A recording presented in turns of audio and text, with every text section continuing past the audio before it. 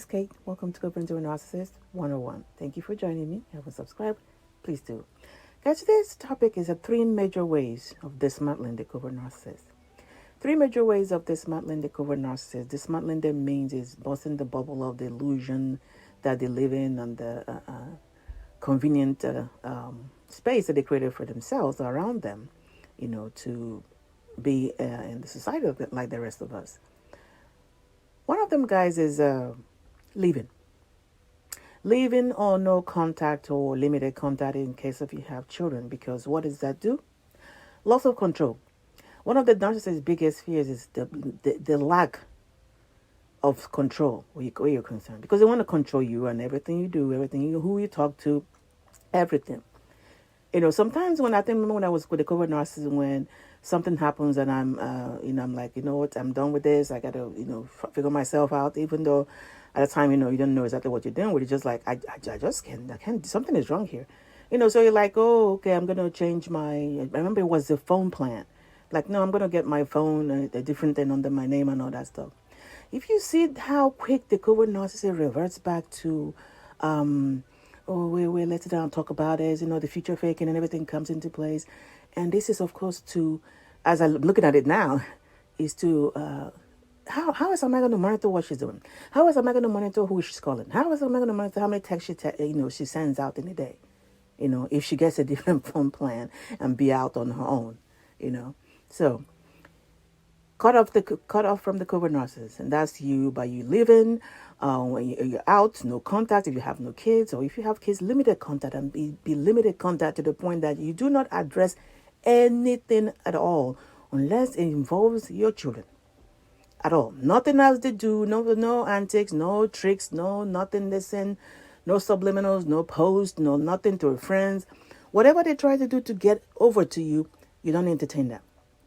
That is loss of control. That messes up with the covert narcissist and delusion of how much, they're in charge of everything, 2, telling your story. Telling your story. What does that do for the narcissist? Exposure. Another biggest thing they fear is being exposed to other people. Being able to know, people able to know exactly what's going on in your house, not the stuff that they put outside. I remember, I think I mentioned this in one of my videos, where the covert narcissist, whenever we have an argument, he will go to the laundry basket, because that's what he's supposed to be doing, is doing the laundry for everybody. He'll go there and take my clothes out, my kids' clothes out. And at the time, my kids used to wear uniform to school. He was supposed to be ironing. When he ironed his own clothes on Sundays, no, he wouldn't do that.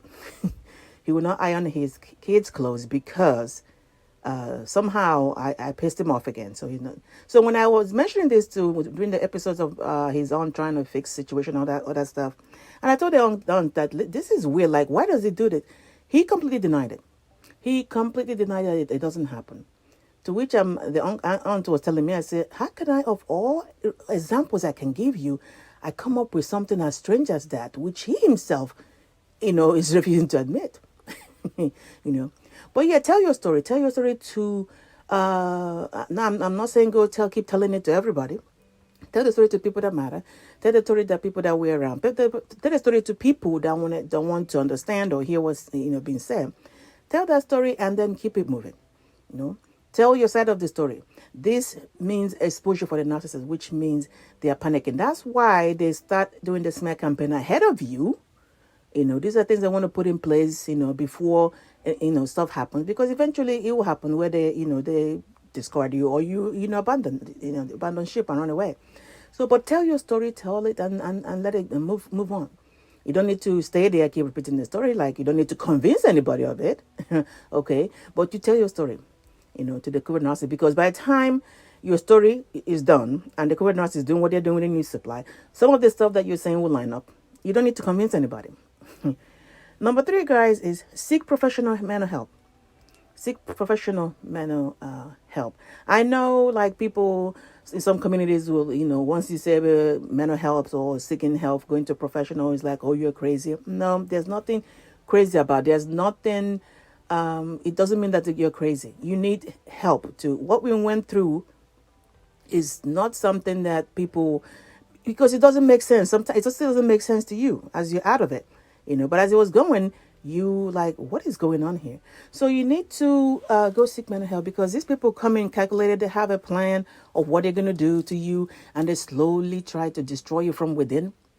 So you need to go talk to somebody about it. You need to somebody help you deal with the triggers. Somebody help you do whatever. You do that. And somebody will say, okay, well, how does that help dismantling the covert narcissist? This dismantle the covert narcissist because the story they tell themselves is it trying to, mess you up mentally. That's a target. Your mind has always been the target.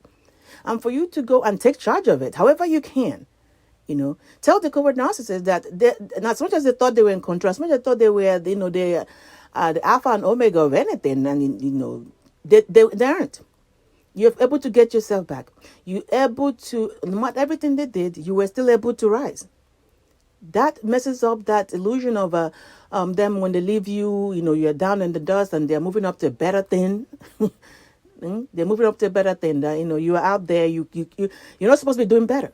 You're supposed to stay there. Whatever they dumped you, why they move on to good and better things. That's what they thought. But when you get your mind back, however you do it, this is what happens. This is how you dismantle that. This is how you mess them up, because they're over there watching you, because they keep watching you. And you're moving from great things to great things to great things in all aspects of your life. Yes, that messes them up, because the story they told themselves isn't working out. The stuff they planned repeatedly with everybody they meet is not working out where you're concerned. So yes, that's how we dismantle the covert narcissist. So guys, keep doing the work, keep doing what you're doing, keep rising, keep rising. Get your mind right, and everything else will fall into place. Just like and share. Take care.